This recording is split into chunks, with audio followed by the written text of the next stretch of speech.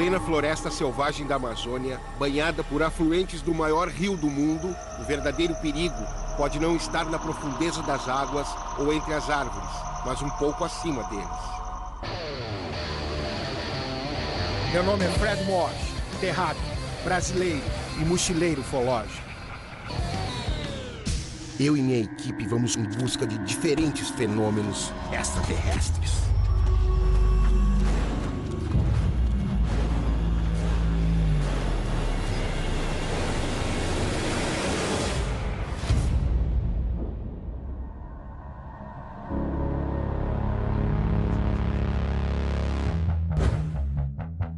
Ilha de Colares, Amazônia Paraense, palco de um dos mais espetaculares eventos ufológicos da história. Feixes de luz que sugavam o sangue da comunidade ribeirinha no início dos anos 70. Uma operação militar secreta responsável por incríveis registros de um ataque extraterrestre jamais visto em nosso planeta.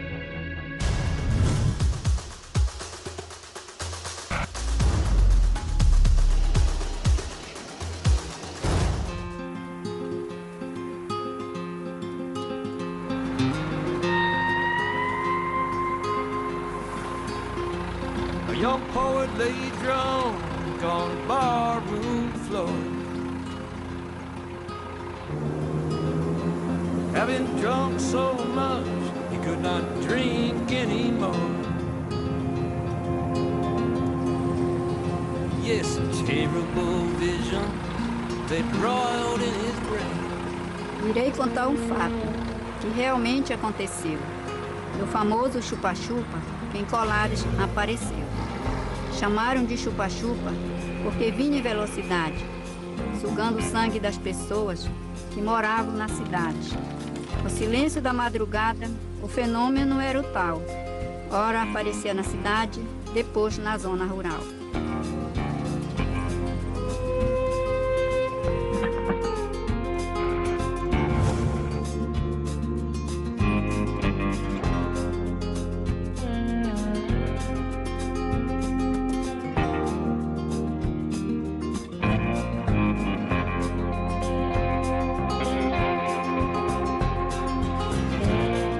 Aqui no centro de Colares, e a cidade ela é bem pequenininha, mas tem muitas coisas interessantes para se ver. Ó. Como isso aqui, ó, muito legal, e é uma barbearia. Vamos lá, dá uma paradinha aqui. Tudo bem? Como é que tá? Prazer, Frederico. Me diz uma coisa, é tu que faz essas esculturas? Eu que faço todas essas obras por Colares, tudinho é o que faço na cidade. A minha inspiração foi mais sobre a Operação Prato, né, que veio aqui em Colares, daí nos anos 70, então eu tive essa ideia, né, transformar a minha barbearia numa imagem melhor, né, os ETs, né? Sim, eles jogam futebol, eles têm naves. Né? As pessoas gostam, sabe, chego aqui, corto o cabelo, tiro foto, né, e é bom. Então, olha, preciso dar uma paradinha na minha barba. Vamos lá? Então tá, vamos lá. Rapidinho aí. Tá grande a coisa. Pode entrar. Me dá uma dica.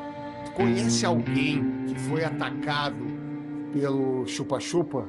Olha, eu conheço só um amigo meu, o senhor Newton. Ele foi chupado, né, pelo chupa-chupa.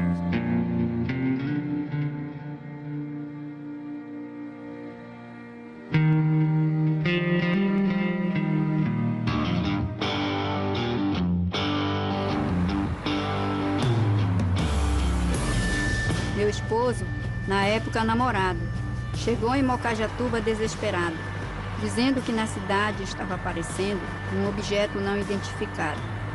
Então falei para ele, aqui a mesma situação. À noite acendemos fogueira, para ficar de prontidão. Chegando à madrugada, ele veio para assustar, procurando meu esposo e não pôde se livrar. De todos os atingidos, é um dos sobreviventes. E se chama Newton Cardoso, mais conhecido por Tenente. Naquele tempo eu estava namorando com ela. Eu cheguei lá umas 9 horas da noite. Ela me perguntou assim, o que foi que tu vieste fazer? Eu digo, rapaz, olha, eu vim atrás de ti porque está ocorrendo um fato em Colares e a gente não sabe o que é.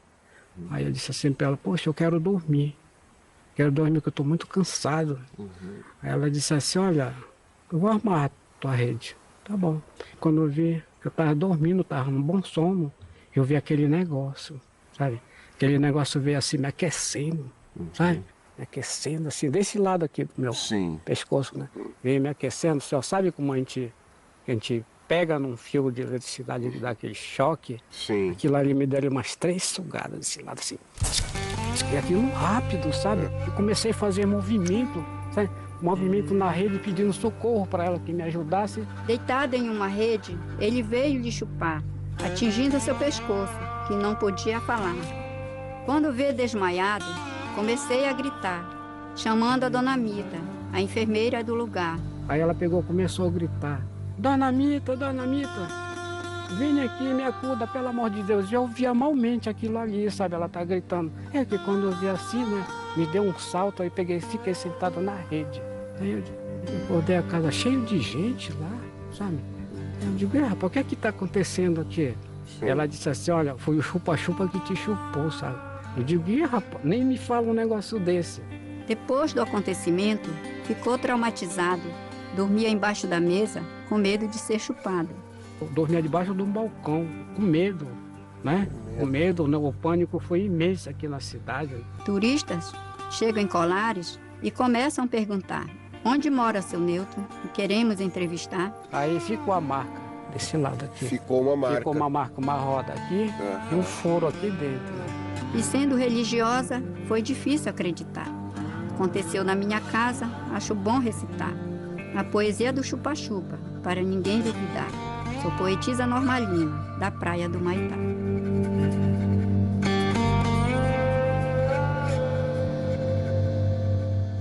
Vitório Peré, um estudioso da ufologia na metade dos anos 70, não podia sonhar que a sua viagem à capital paraense, na companhia do velho amigo General Uchoa, lhe renderia um convite para acompanhar de perto a mais controversa operação militar do país.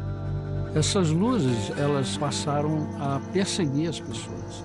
A perseguir as pessoas. E as pessoas chegavam a fugir através da floresta. Elas aproximavam de maneira assim, bastante sorrateira e chegavam realmente assim, muito próximo da vítima, né? E aí, quando ela chegava próxima, ela posicionava de onde partiria o foco e, em seguida, o emissor que lançava o feixe luminoso.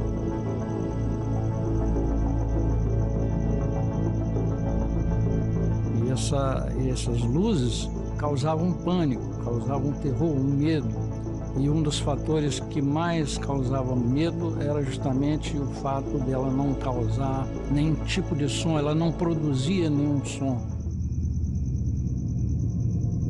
Como é que era essa marca, seu Newton? Não dava nem para me olhar. Para me olhar a marca. O pessoal que viu aí, tinha a roda. Mas era uma roda? Era uma roda, era? Tinha um furadinho. Tinha um furo. Furo aqui. Muitas pessoas foram atacadas e falavam que tiravam o sangue. Essas pessoas, na maioria mulheres, elas eram atingidas na região do hemitórax, né? Acima do seio esquerdo. E normalmente os homens eram atingidos na região próxima à veia jugular ou na virilha. E os pessoal já não dormiu, né? Aí depois a aeronáutica, ela soube em Belém. Eles pegaram, vieram. Sim. A aeronáutica ela veio, ela trouxe as câmeras deles, né? Passaram uma semana lá localizando, não acharam nada. Havia toda uma curiosidade da Força Aérea Brasileira em cima desse fenômeno que era uma luz luminosa que atacava as pessoas, causava pânico, medo, trouxe o terror para a região.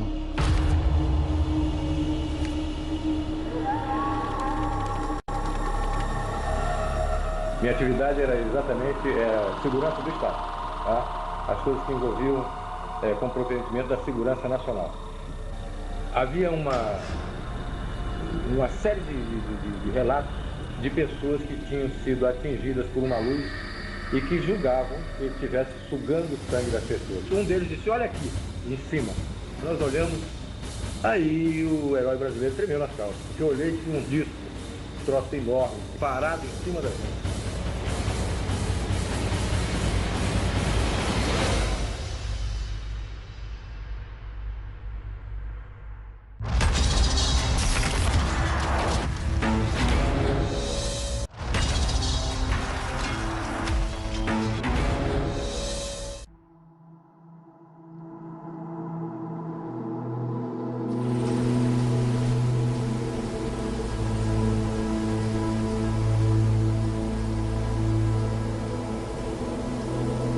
Uma comunidade acuada de pescadores, insegura dentro de suas próprias casas, com medo das luzes que atravessavam as telhas para sugar o sangue das pessoas. Uma população que logo passou a se reunir debaixo de uma árvore gigantesca durante a noite, em volta de inúmeras fogueiras, armada e à espera do inimigo, que vinha do horizonte em sua direção, flutuando sobre as águas.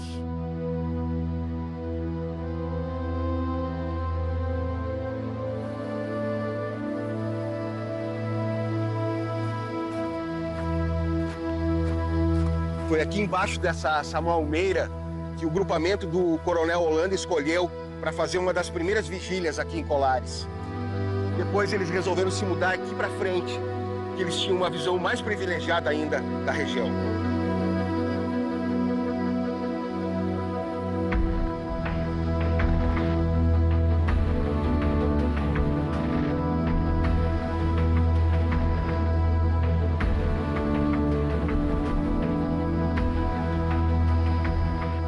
A Operação Prato, ela teve início no dia 2 de setembro de 1977 e uma das principais funções da missão seria investigar uma luz luminosa que atacava a população de Colares, causava pânico, medo, trouxe o terror para a região. Havia toda uma curiosidade da Força Aérea Brasileira, então eles tinham que investigar a fundo o que estava provocando esse fenômeno, tinha que garantir a segurança da população. O prefeito de Colares, Davi Dias, mandou um documento, um ofício, o comandante do primeiro comar, porque essa coisa estava incomodando muito os pescadores, eles não conseguiam mais exercer atividade, não conseguiam pescar. Porque os fenômenos eram aéreos, estavam correndo no espaço aéreo brasileiro e cabia justamente à Força Aérea investigar. E alguns até faziam muita gozação a respeito disso. A sorte dessa Operação Prato sair é que o comandante na época tinha interesse nisso e acreditava nisso. Por que, por exemplo, escolheram o Coronel Irangê Holanda para ser o comandante dessa operação? Porque o Holanda, ele tinha esse lado assim de curiosidade.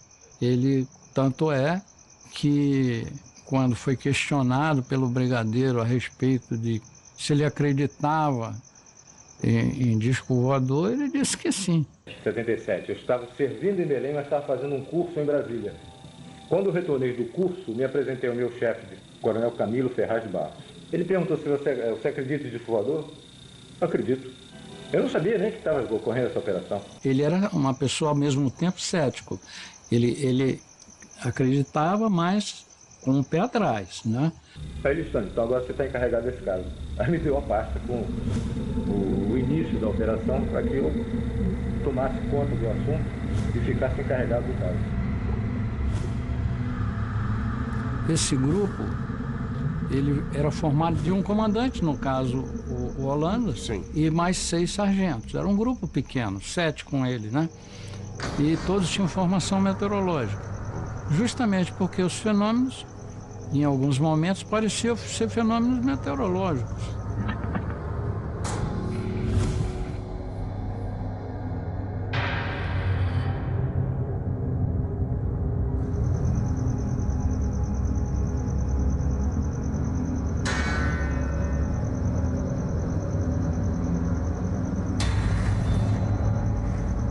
Minha primeira noite de vigília na ilha de Colares foi solitária, ouvindo o barulho das pequenas ondas, esperando para desembarcar num lugar onde as vigílias da década de 70 marcaram a memória e as vidas dos militares da Operação Prato.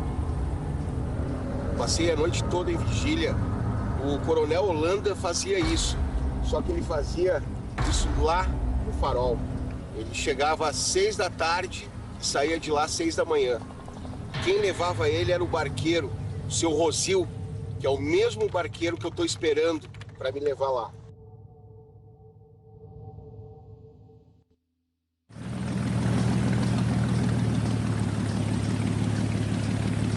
Como é que tá o senhor? Tá, tudo bem. Tudo bem? Vamos lá então? Vamos lá.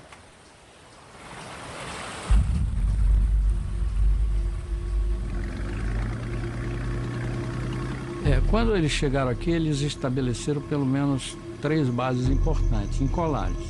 Certo. Sendo que havia um ponto que ele só foi estratégico a partir de um determinado momento, porque eles perceberam que de lá a visibilidade permitia um controle maior da região, do espaço aéreo da região. Foi justamente o Farol.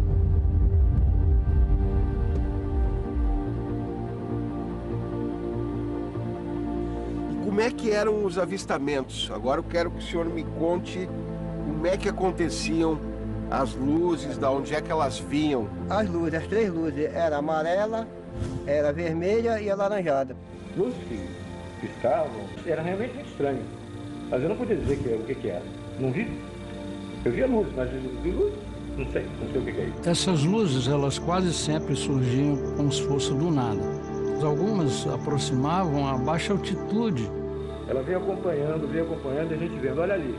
E lá daqui da Baía do Sol, mais ou menos. Da Baía do Sol. Miranda, até aqui a ponta do Machadinha. Olha lá, veio. Quando chegou na direção da ilha, ela entrou na direção de Belém. A forma de voar era uma coisa assim absolutamente incompreensível. Uma coisa que a própria física não consegue explicar.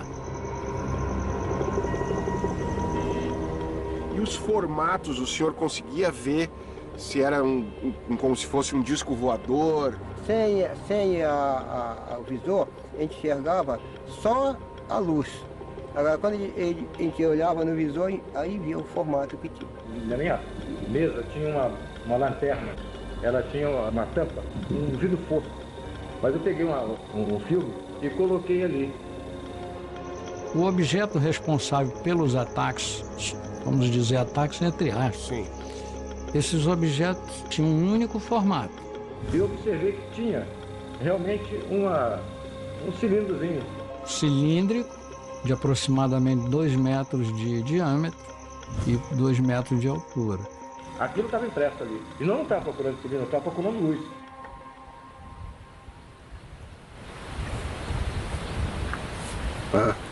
O formato de pirâmide, piramidal.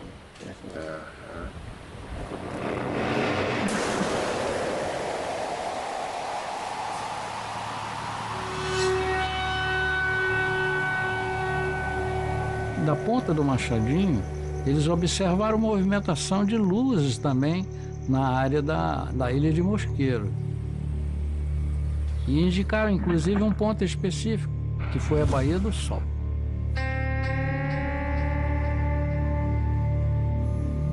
Próximo à Baía do Sol existia lá, e existe ainda, um coreto. Sim. Que ele fica numa área privilegiada, você consegue ver até a linha do horizonte, uma visibilidade fantástica. E foi lá que eles conseguiram fazer os melhores registros fotográficos.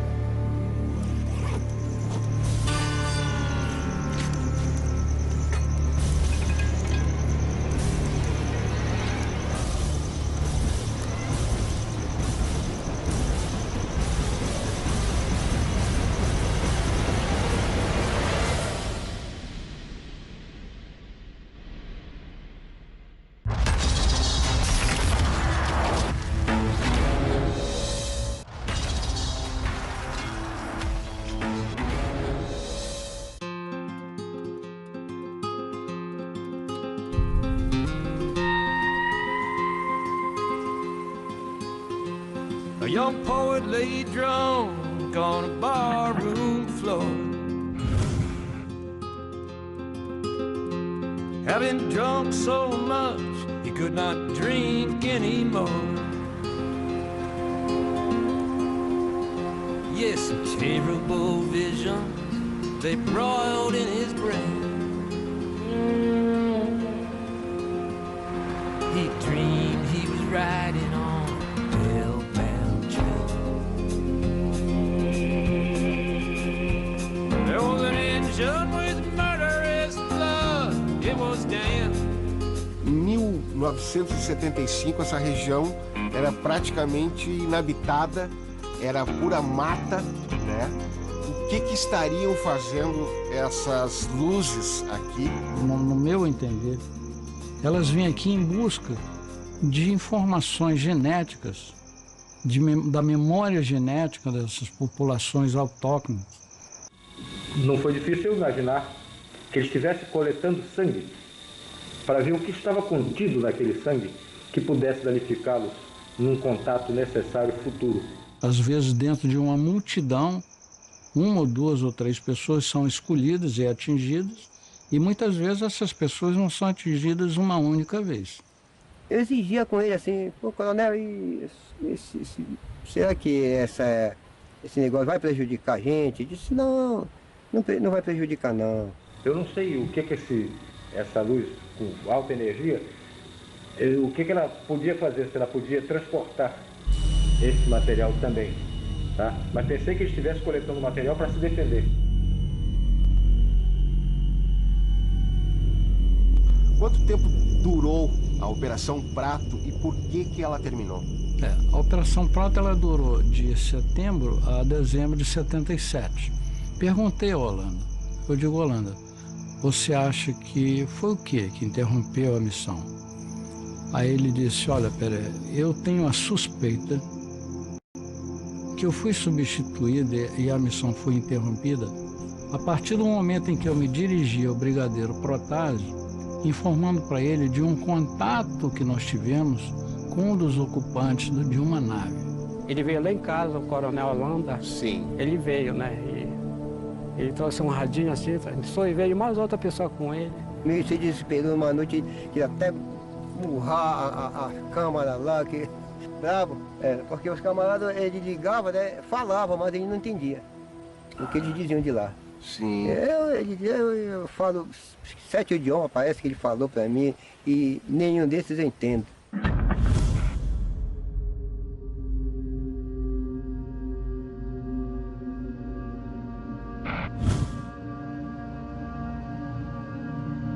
Uma grande parte desses documentos está no Arquivo Nacional de Brasília. Exatamente. Só faltaram os filmes, né? Faltaram os filmes e ainda algumas fotografias. Fotos também. Fotografias, inclusive, muito importantes. Os 4 filmes que foram feitos, 1 era do Ministério da Aeronáutica, 3 eram meus. Os 4 foram do Ministério da Aeronáutica, eu nunca tive meu de volta.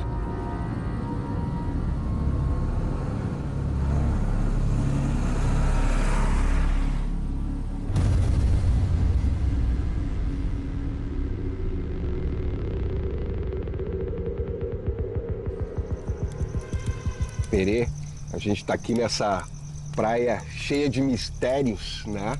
Cheia de histórias, que é a Praia do Machadinho. Me conta algumas que aconteceram contigo aqui. Olha, aqui houve um determinado período em que uma única nave foi observada durante vários dias seguidos. E essa única nave era uma nave gigantesca, era uma nave-mãe, em que os militares diziam que de dentro dela saíam esferas luminosas. E eles filmaram e fotografaram.